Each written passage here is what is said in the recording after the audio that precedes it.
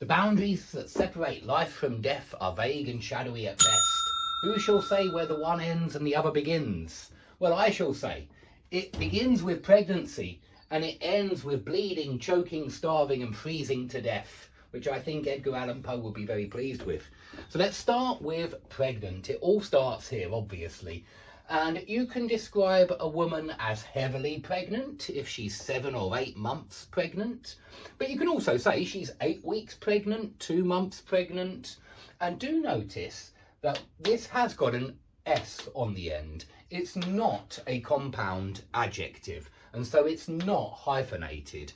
8 week is a compound adjective, an 8 week trip to the Bahamas. But 8 weeks is not. It's describing an adjective, pregnant. It's not describing a noun like trip. Okay, so that's something to bear in mind. Now, girls traditionally get pregnant and boys get girls pregnant. So you can use the verb to get pregnant. That's how you use it. And if you're a boy, that's how you use it. Yeah, you get a girl pregnant. And you can say that the mother-to-be, and by the way, you can certainly hyphenate that, the mother-to-be, yeah, and the mother-to-be is the girl that's pregnant because she's a mother-to-be, yeah, she will be a mother. So the mother-to-be is expecting a baby boy, a baby girl, twins, triplets. We do use this verb expect to mean expecting a baby. And quite often we just say she is expecting, and it's clear to everybody that you mean she's expecting a baby. It's a little bit like how with the word propose, which we're going to do in a little bit, to propose to somebody. If you say he proposed, it's quite clear that he proposed marriage, even though propose can be used with lots of other things, propose some kind of plan or idea. But the same with this verb. If you just say she is expecting, it seems quite clear that she's pregnant and she's expecting a baby. You don't think she's expecting, I don't know, a box of chocolates or something. You think she's expecting a baby. So expecting very often means pregnant. You know, if she's expecting, she's usually heavily pregnant. Okay, so do remember twins and triplets as well. Twins, you can talk about identical twins and non-identical twins. Sometimes they call them fraternal and non-fraternal, but I think it's more common actually identical twins if they look the same, and non-identical twins if they don't look the same. And of course, non-identical twins, there were 2 eggs, and identical twins, there was 1 egg and the egg split. Triplets are 3 babies at the same time. Yeah, if a woman has 3 babies at the same time, then we say she has had triplets or she gave birth to triplets. Okay, so we do say have a baby and give birth to a healthy boy, triplets.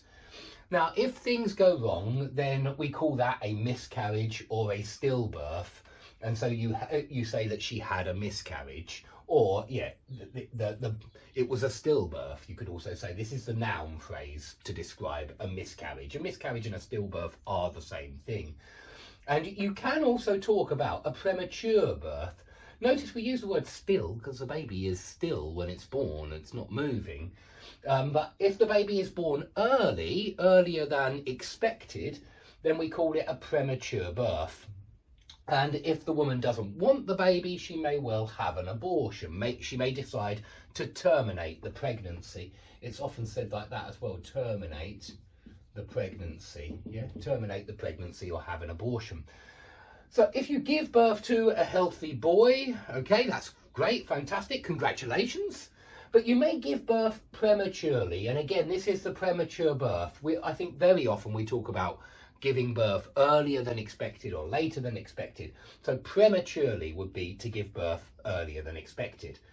Now, if you have fertility treatment or IVF treatment, we often call it fertility treatment. And this is a useful word here because fertile means capable of having children and infertile means not capable of having children. Yeah, we would say infertile.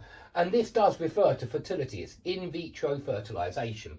So if you are trying to have a baby and you're doing it using fertility treatment, then we often call that IVF treatment. And the idea is that I think the embryo develops in a test tube, I think. I'm not sure. I'm not a biologist.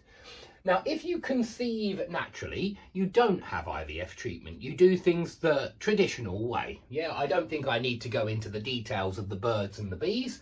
And don't forget that one, guys. The birds and the bees is a euphemism for sex. So I'm not going to go into the details of how you conceive naturally. I think that you all are thoroughly aware how that is done. You've all learned about the birds and the bees. Well, the sperm fertilizes the egg. It looks like I'm going to tell you a little bit about the birds and the bees. The sperm fertilizes the egg, firstly.